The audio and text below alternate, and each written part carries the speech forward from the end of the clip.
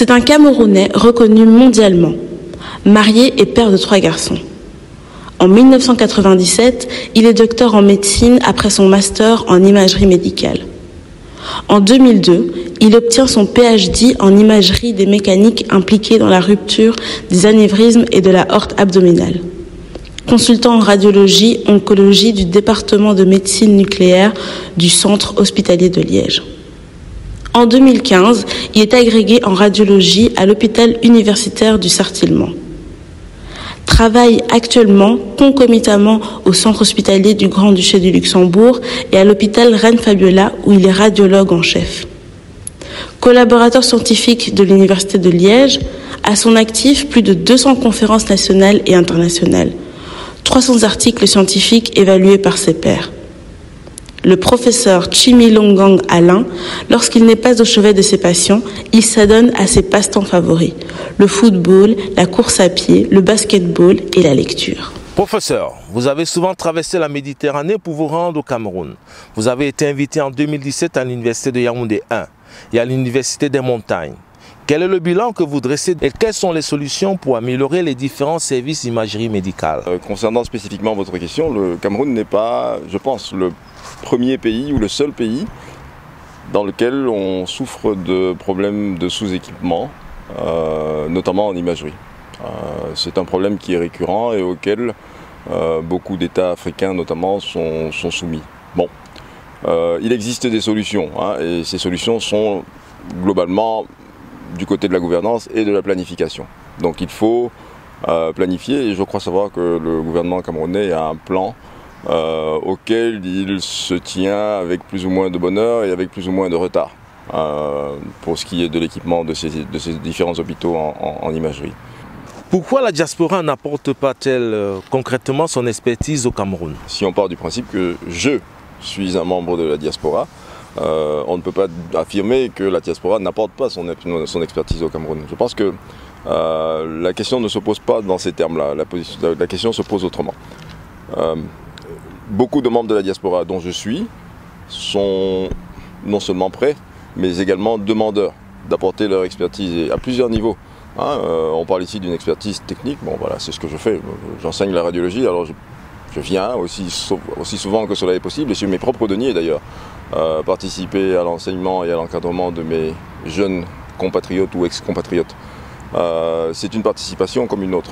Il y a également la possibilité maintenant pour la diaspora de s'investir davantage au niveau de l'équipement, donc apporter des deniers ou apporter des firmes qui sont susceptibles de faciliter l'accès à la technologie et à l'imagerie, puisqu'on parle spécifiquement de ce domaine-là. Mais ce qu'on dit ici pour la radiologie est très certainement le cas pour tous les autres domaines. Donc la diaspora joue un rôle, mais attend de pouvoir s'être structuré ou de pouvoir avoir été structuré, de pouvoir s'être invité ou de pouvoir avoir été invité à jouer un rôle actif.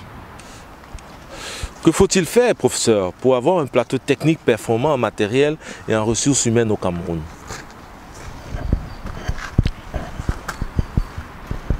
Le problème est toujours le même. Et le problème sera toujours le même, qui est l'argent est le nerf de la guerre. Donc, personne ne vous donnera rien gratuitement, on vous le vendra. Et donc vous devez avoir suffisamment d'argent, être organisé pour avoir suffisamment d'argent et pouvoir acheter ce matériel qui en radiologie est très onéreux. Je vais vous donner un ordre d'idée de prix. Une IRM, c'est un champ magnétique extrêmement élevé. On considère en général que pour un Tesla, vous en avez pour 1 million. Alors, les IRM modernes, 1 million d'euros. Et les IRM modernes, c'est 1,5 ou 3 Tesla.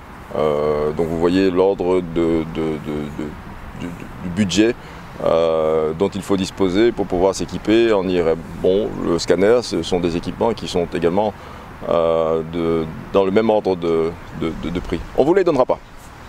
Alors, je crois quand même, malgré tout, que avec toutes les difficultés et malgré toutes les difficultés que les économies des pays d'Afrique subsaharienne traversent, il est parfois difficile de dégager du budget. Mais Je pense que 1 million, 2 millions, 3 millions d'euros, et ainsi de suite, ce sont des sommes que l'on peut se permettre, non pas sur 30 minutes, mais sur 1 an, 2 ans, 3 ans. Et donc je pense qu'en planifiant, on peut s'équiper, mais ce n'est pas tout.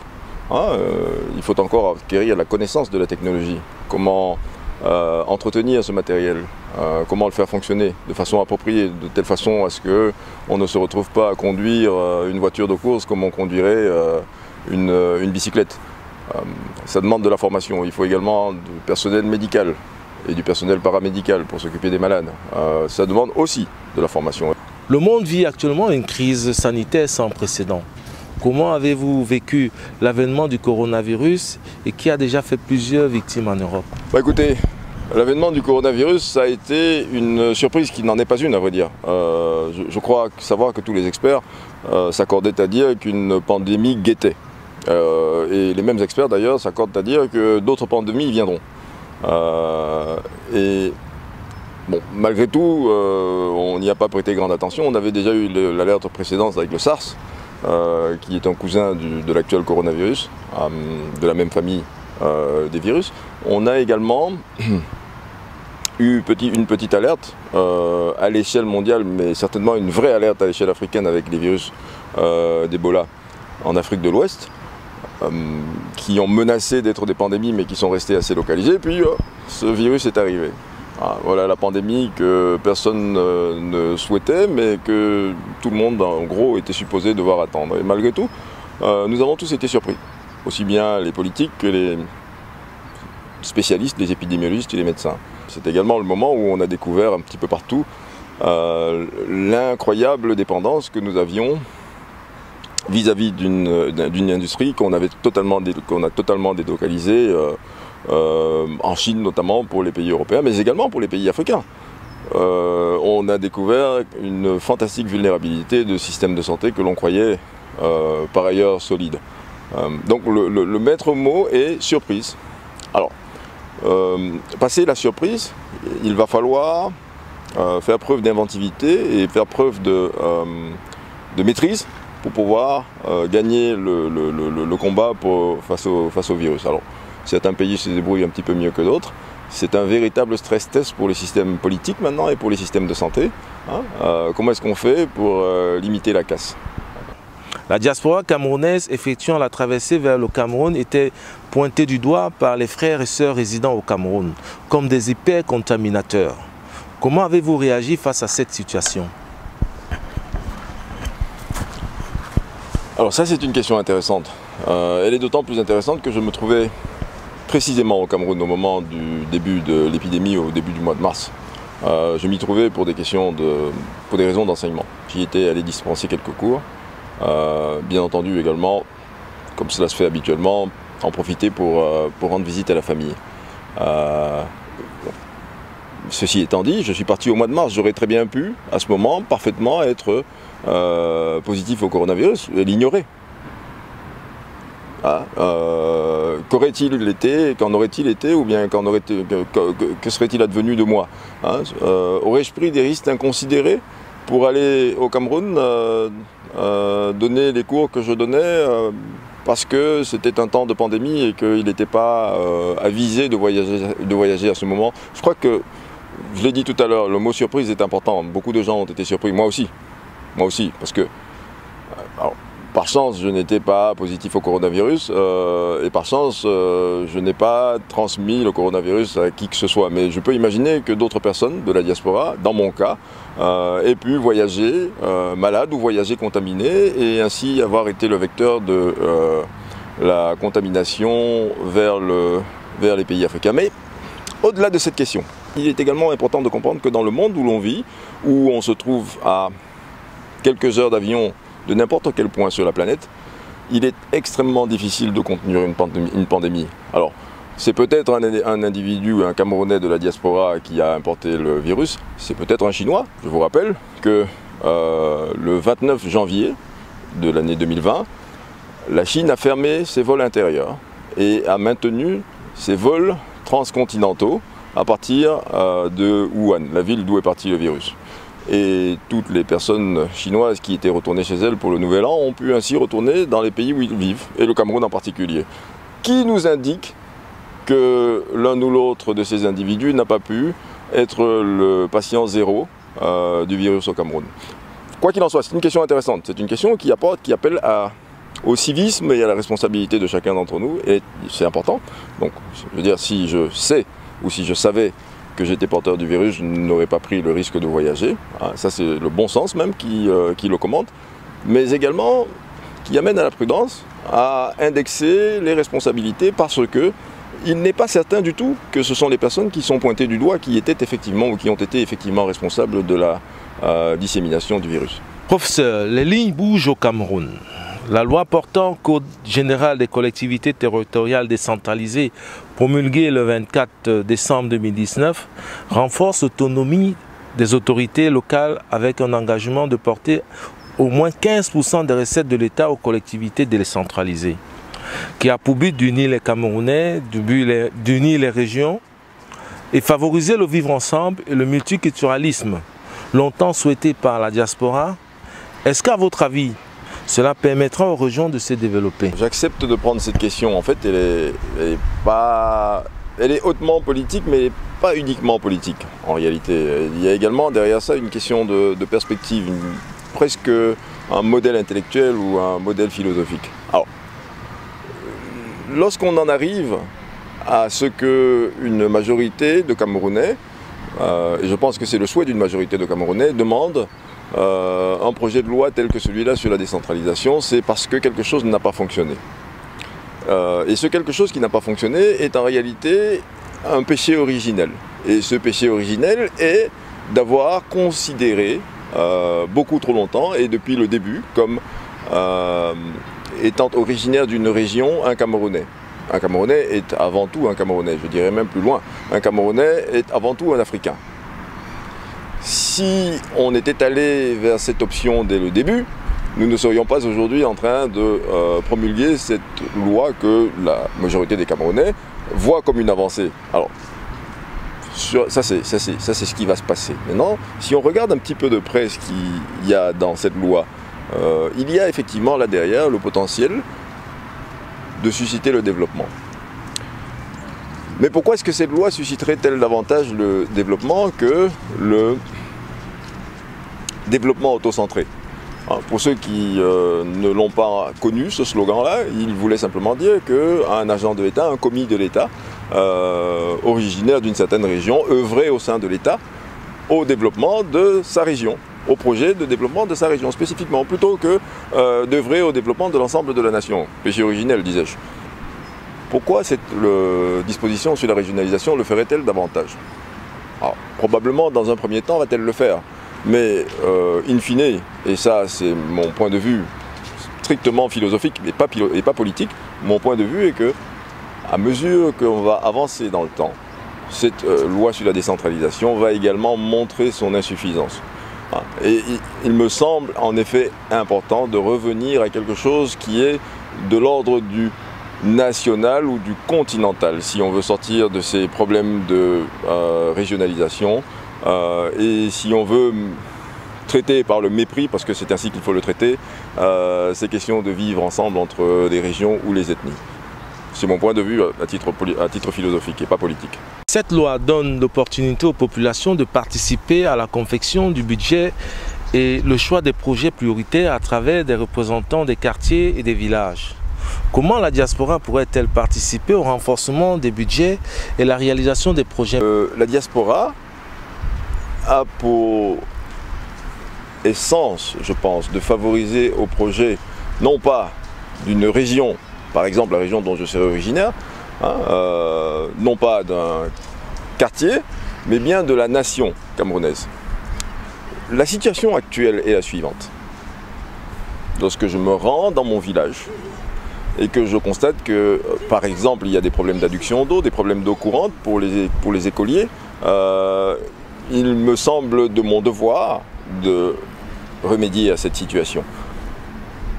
Donc, je mets tout ce qui est en œuvre, soit par mes propres moyens, soit par les moyens d'un réseau auquel j'appartiendrai pour essayer de résoudre ce problème. Mais on en revient toujours au péché originel qui est le développement autocentré. Pourquoi me sentirais-je davantage responsable de résoudre un problème qui se déroulerait dans mon village que de résoudre un problème qui se trouverait dans un village à 1000 km de là. C'est le péché originel et il faut en sortir définitivement. Et donc il faut que chaque Camerounais se sente responsable de ce qui se passe au Cameroun et éventuellement même de ce qui se passe dans l'ensemble de l'Afrique. C'est la raison pour laquelle la diaspora, en tout cas je parle en mon nom et je pense probablement une majorité de personnes de la diaspora, entend se consacrer et entend s'impliquer dans des projets qui regardent la nation et pas les régions. Pourquoi le vivre ensemble au sein de la diaspora camerounaise est en souffrance? Le choix de la tribu est mis en avant au détriment de la communauté. La majorité des Camerounais et la majorité de la diaspora, qui n'est en réalité que représentative de l'ensemble des Camerounais, aspirent à vivre ensemble et à vivre ensemble harmonieusement, régions confondues. C'est mon sentiment et je vais l'étayer avec un exemple. Je pense que mon intervieweur n'est pas de la même région que moi. Je pense également que malgré qu'il ne soit pas de la même région que moi, nous participons à de multiples activités et de nombreuses activités dans un vivre ensemble plus que correct. La diaspora est représentative du Cameroun. Et donc un certain nombre de difficultés ont mis à mal le vivre ensemble. Et c'est dans ces difficultés, il y a, je vous ai dit tout à l'heure, le péché originel. Le péché originel qui consiste à considérer qu'un agent de l'État s'occupe du développement d'une région. On a sorti cela d'un certain nombre de quotas. On dit voilà, en fonction du poids respectif de chaque région, les postes au sein de l'État sont ventilés. Alors on arrive à quoi? On arrive à fabriquer une usine dans laquelle les personnes se trouvent dans l'État, se trouvent commis de l'État et œuvrent pour une région.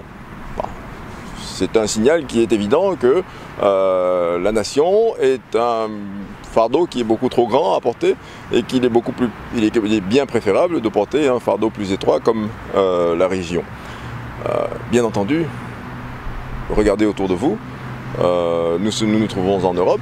Et quel est le moment où on ressent le plus la pression que il y a beaucoup d'étrangers? C'est les moments où économiquement c'est difficile, et donc quand c'est difficile, on cherche qui pourrait ne pas en avoir assez, qui devrait ne pas en avoir assez, qui en a trop. Et c'est ainsi que le vivre ensemble s'est dégradé progressivement au Cameroun et dans la diaspora, tout simplement parce que la diaspora mécaniquement est un reflet du Cameroun. Je veux dire, si vous avez 50% de personnes qui ont du mal à vivre ensemble au Cameroun, bah vous aurez 50% de personnes qui ont du mal à vivre ensemble en diaspora. Professeur, est-ce qu'à l'hôpital, vous administrez des soins aux différents patients camerounais en fonction de leur tribu? Vous êtes là au cœur d'une situation qui permet de faire comprendre à tous que le vivre ensemble n'est pas une option. Première réponse, elle est d'ordre déontologique. De par mon serment, je ne peux pas faire de distinction sur les patients que je soigne. Il s'agit d'une clause non négociable de ma fonction et de la manière dont j'exerce ma fonction. Une fois que je laisse ma fonction, je reviens à mon individu. Est-ce que mon individu pourrait avoir des difficultés avec le vivre ensemble lorsqu'il vient à soigner des patients? Mais ça n'a juste pas de sens. Cela n'a juste pas de sens. Donc l'individu que je suis est profondément attaché aux valeurs nationales et continentales. Comment verrais-je la différence entre moi et quelqu'un d'une autre région? Probablement je le sais sur la base du patronyme, éventuellement de temps en temps, mais globalement c'est le seul indice dont je dispose pour déterminer quelle est la région d'origine d'un individu. Et encore, il n'est pas totalement certain parce qu'il y a eu pas mal de brassage, même au niveau des patronymes, à l'intérieur de la nation. Mais pour moi, un être humain est un être humain, un Camerounais est un Camerounais. Professeur, vous êtes à l'apogée de votre carrière. Avez-vous songé faire de la politique? Alors, ma réponse à cette question est, on va dire, un peu... il va vous désarçonner un petit peu. Je fais de la politique, nous faisons tous de la politique. Chaque acte que nous posons est un acte politique. Et il n'est pas question qu'il cesse d'en être ainsi. Il est important que les Camerounais, tous, autant qu'ils soient, les citoyens, qu'ils soient de la diaspora ou qu'ils soient vivant au Cameroun s'intéressent à la chose politique, s'intéressent à la façon dont est géré leur avenir, à la façon dont les décisions qui les concernent sont prises. Ça c'est important, mais cela veut dire faire de la politique, mais cela ne veut pas dire adhérer à un parti, cela ne veut pas dire adhérer à une idéologie. Je n'ai à ce titre jamais, à cet instant encore, songé à faire de la politique dans ce sens-là, dans le sens du parti et dans le sens de ce que les citoyens appellent communément de façon un petit peu péjorative la politique politicienne. Au sein de la diaspora, vous avez plusieurs bords politiques, le SDF, le RDPC, le MRC, le PCRN. Prenez-vous cause et parti pour l'un des partis politiques que je viens de citer? Au courant du mois de février de cette année, vous avez suivi le mouvement de M. Penda Ekoka. Quelle était votre motivation? Je disais que je ne m'étais à cette heure encore inscrit sur au sein d'aucun des mouvements politiques que sont les différents mouvements politiques que vous venez de citer et d'ailleurs également ceux qui nous animent ici en Belgique. Spécifiquement pour l'événement de février dernier, c'était un petit peu plus loin dans cette direction. Au Palais des Congrès, là, nous avions invité M. Penda Ekoka, qui est un personnage non pas politique, mais qui est l'un des alliés du MRC de Maurice Kamto, à venir ici nous expliquer, entre autres, la façon dont il voit le Cameroun d'aujourd'hui, d'hier, et surtout la façon dont il verrait le Cameroun de demain. Il est important que nous le sachions et il est important que nous lui fassions passer un certain nombre de messages en ce qui le concerne pour demain.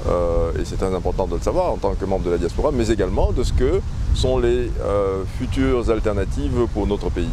Alors, revenons précisément à l'événement avec Penda Ekoka. Il était particulièrement opportun de le recevoir parce que le mouvement qu'il incarne et auquel j'adhère est le mouvement Acte Agir, et c'est un mouvement qui se veut un moyen de pression et de plaidoyer, justement auprès des hommes politiques, mais pas spécifiquement auprès des hommes politiques camerounais, mais à l'ensemble de la politique. Le Cameroun vient de connaître dans la ville de Koumba le massacre de 7 écoliers, précisément au complexe Modèle Franciscain International Bilingua Academy. Vous qui veillez à la santé des enfants, quelle a été votre réaction à l'annonce de cet acte terroriste? C'est un désastre. Il n'y a pas d'autre mot, je pense. Et encore, le mot désastre est un mot qui est faible. Il s'agit après tout d'enfants qui pourraient être les vôtres, les miens.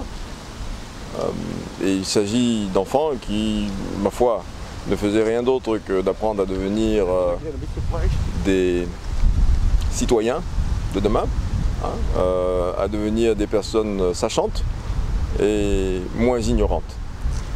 C'est l'essence même de ce qui fait la nation, et les assassiner de cette façon est un acte odieux que l'on ne peut que condamner avec la plus grande des forces et la plus grande des énergies. Nous arrivons au terme de cet entretien. Vous avez toujours œuvré au sein de la diaspora camerounaise de Belgique pour son vivre ensemble. Vous êtes présent aux différentes manifestations organisées pour la paix au Cameroun. Quel est le message que vous adressez aux Camerounais d'ici et d'ailleurs? Faites preuve de maturité. J'entends par là que nous traversons et nous avons traversé tous ensemble beaucoup de difficultés qui nous ont menés là où nous sommes aujourd'hui. Nous avons traversé 400 ans de traite négrière ensemble, ne l'oublions pas. Nous avons traversé près d'un siècle d'une colonisation qui a été difficile et qui nous a laissé avec les plus grandes forces vives de notre nation et de notre continent sur le carreau. Nous faisons face à des difficultés qui sont imposées par les ordres économiques mondiaux et qui laissent nos populations dans un état de démunissement important. Il faut avoir la force et l'humanité de comprendre que le sentiment que nous éprouvons n'est simplement lié qu'à l'histoire que nous avons vécue. C'est l'histoire que nous avons vécue qui nous amène à ce point de notre évolution. Et rien de ce qui s'est passé n'est irréversible, absolument rien. Il faut ensemble œuvrer à ce que le passé reste là où il se trouve et que l'avenir soit une perspective réjouissante pour l'ensemble de nous, ethnies, régions et nations confondues. Il faut apprendre à se rassembler et à se regrouper comme nous avons pu l'être par le passé. Alors ainsi nous serons forts, nous serons plus forts et nous serons capables d'affronter les défis du monde actuel et du monde à venir. Le Cameroun est dans une nouvelle dynamique. Il est important que les fils et les filles de la diaspora camerounaise soient au rendez-vous de son développement. Je vous donne rendez-vous pour le prochain numéro.